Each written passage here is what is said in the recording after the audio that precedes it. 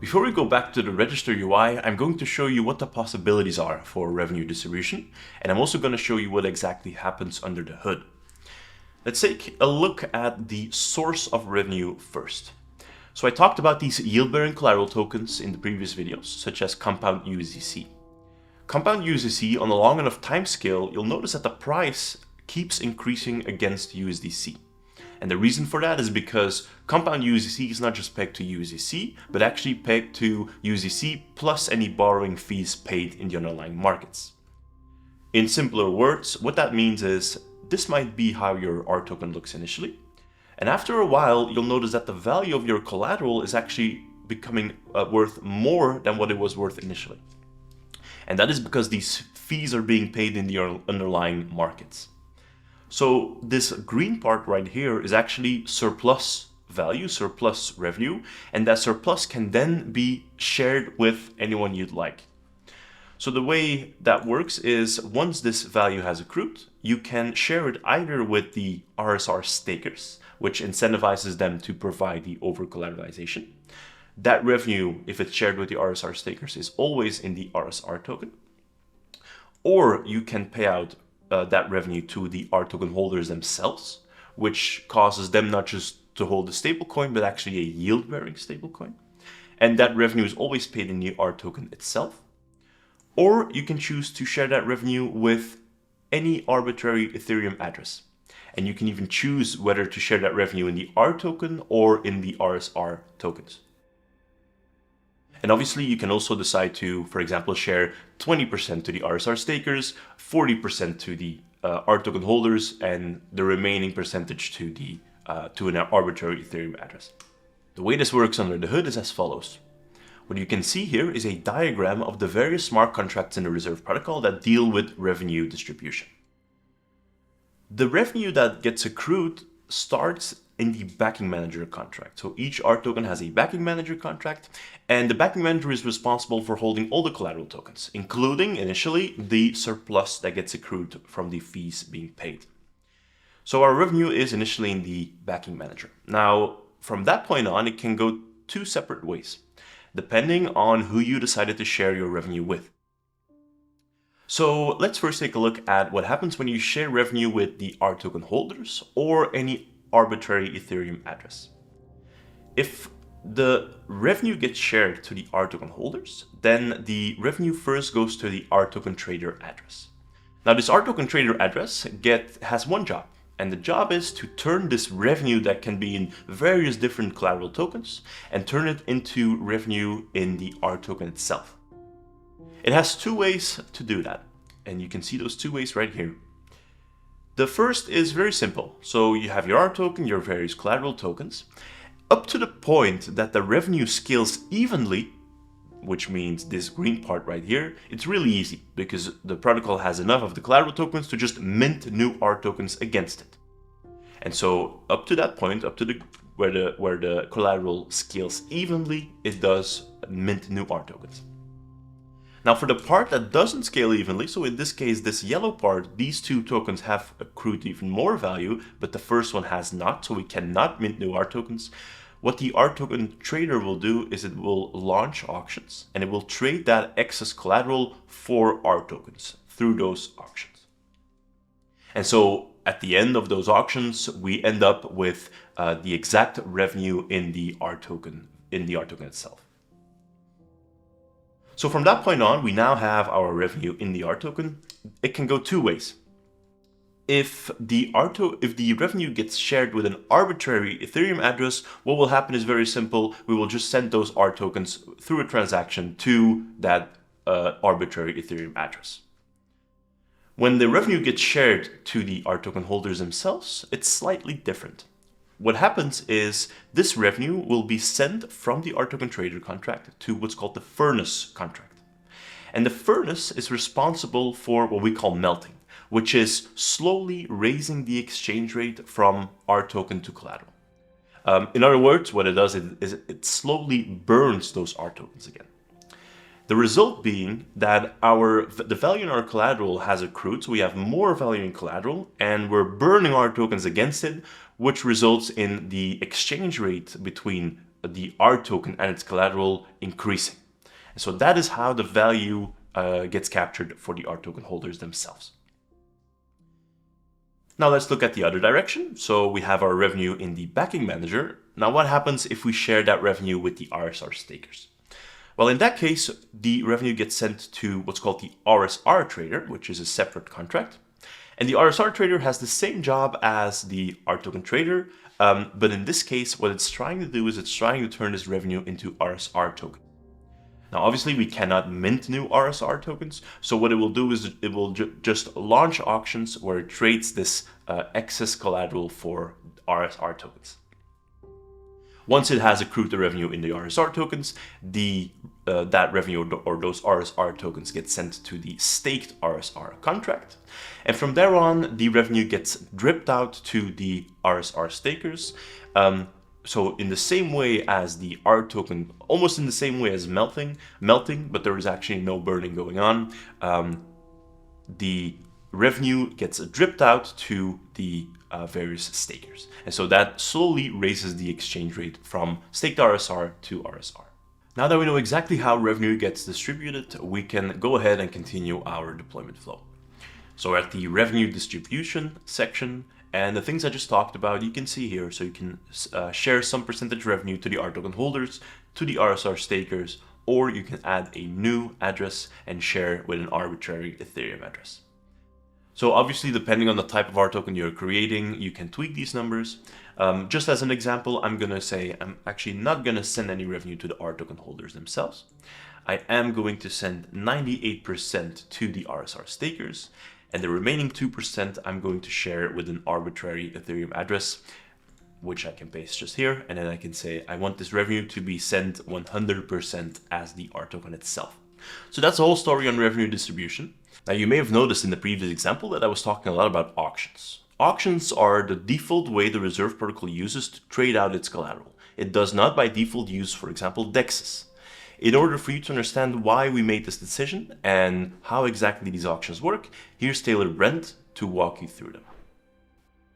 All right, next I'll be discussing how auctions work. I want to preface this with two caveats. One is that I'm using the term auctions as a shorthand for Gnosis Easy Auction, a particular type of batch auction mechanism. And two, that in general, there can be any number of trading methods integrated with the Reserve protocol. Gnosis Easy Auction is just the first of these kinds, and we generally use the term auctions as shorthand to refer to the specific mechanism. But in the future, there might be multiple auction mechanisms, and there might be atomic trading methods as well. So let's dive in. Here we're looking at EUSD. At the time of this recording, we're around an 11 million market cap, and it's backed by these 4 tokens. Why might auctions be necessary? There are 2 causes of auctions. One, you can have revenue that appreciates. So these are yield-bearing USDT and USDC derivatives. When they appreciate and are worth more USDC or USDT, then a balance of them can be taken and sold off in auction for RSR to give to stakers. Or in the case that you have a yielding or appreciating RToken, then sold for RToken in order to melt that RToken. Case 2 occurs when governance changes the basket directly, or when there's a default of one of the collateral and an automatic swap out to emergency collateral. This happened with USDC during the DPEG of March 2023, as some of you may remember, and that's actually the auction we'll be looking at today.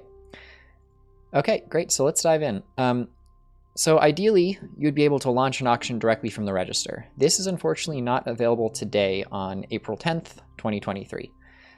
Likely, when you are watching this video, it will be available, so I urge you to head to the Auctions tab and look here for some sort of button or visualization of the revenue if you are interested in seeing what that looks like. In the meantime, though, I want to show people how to go behind the scenes in order to launch the auction directly. So let's take the case of a rebalancing auction.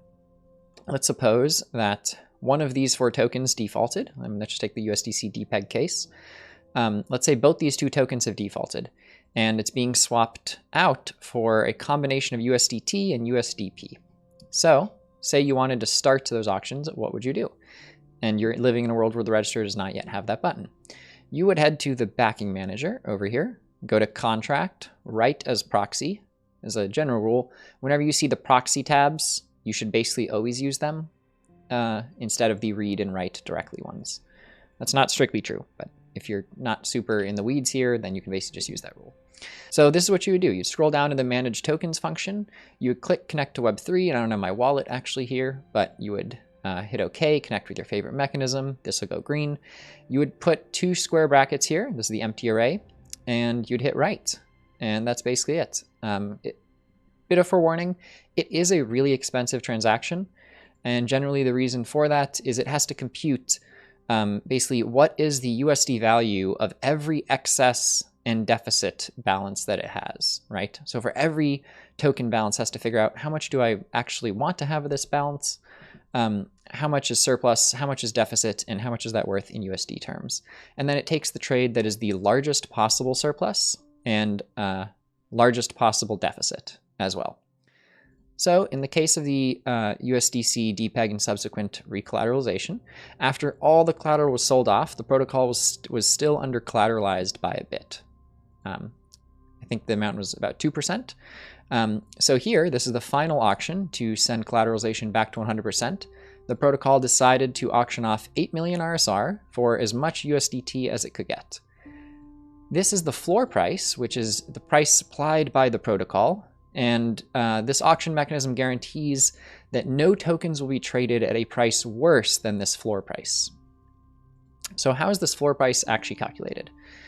So the process is not too complicated, but it does take a while to explain.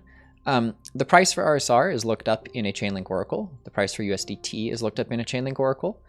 These two together give you an exchange rate. That exchange rate, just guessing, was around 405, maybe 4.1. And this number is going to be discounted due to a couple different sources. So one, it's going to be discounted due to something called, or at least what Chainlink calls, the oracle deviation, right? You can think of this as an error or uncertainty on the price. So in Tether's case, since Tether is a stablecoin, you can see that the USDT-USD oracle has a small error of 0.25%. Meanwhile, RSR, since it's much more volatile, has an error of 2%. This means that in net, I mean, these don't add directly. Technically, they multiply in a way where they exacerbate each other, but you can roughly add them together to get a total error of 2.25%. This is then added to one more source of discount, which is the max trade slippage. So here, the max trade slippage for USD is set to 1%, and that means that this final floor price was in total 3.25% off from whatever the even price would have been between RSR and USDT based on the Chainlink oracles naively. This provides a little bit of a buffer for in case there are price movements. Notice that here, if RSR were to change in price and fall a bunch, then it could actually fall below the 0.0039 point, causing everyone to cancel their bids in this auction and for the auction to reset. But anyway, I'm getting ahead of myself here. So how does this auction mechanism work once you've launched it using either this behind the scenes mechanism or the button that will eventually be there on the register? I don't have an auction open at the moment, so I won't run through this, but over here on the left, you'll be able to approve the tokens you want to sell, which will of course be the tokens that are being bought by the protocol. And you'll be able to set some sort of price and also set the amount of USDT that you're trying to sell. So let's look at the orders that came in for this auction. So here we see 3 different orders. I'll just save you some time and state that these amounts that are being bid are the full amount. That is, at this particular price, this amount of USDT is so much that it is enough to buy the 7.997 million RSR. This is not strictly speaking always going to be the case. You know, you do not have to be a whale. You do not have to cover the entire auction in order to participate. You can bid for only a small portion, 100 or 1,000 USDT. I will note, though, that due to gas costs, obviously, that's kind of a bad idea. So here we have 3 bids that came in. The first was pretty close to the floor price, just above it. The second was significantly above it. And the third was just above that second price. You'll notice that the clearing price actually ended up much closer to this middle bid. These are actually identical. There's just a decimal not being shown here. 4051 was the actual price.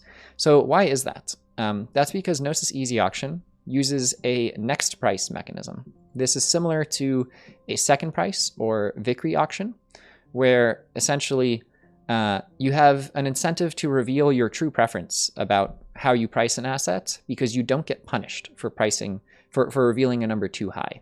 So in this case, this bidder at the very top was actually willing to pay a little bit more than this next bidder.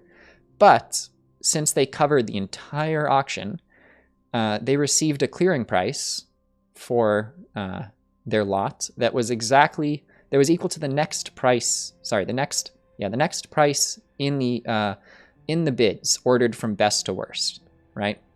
So, imagine that this weren't for the full USDT amount. Imagine there's like 5 different rows up here where different people all bid at high prices. Even if one of their bids was at, 0.1 USDT per RSR, they would still only pay this 0.00405 number. And that's because of this next price mechanism. I won't geek out about the theory too much, but I will just say this is a much more stable mechanism than something like a first price auction, which you will probably know if you participated in bidding for block space on Ethereum prior to EIP 1559.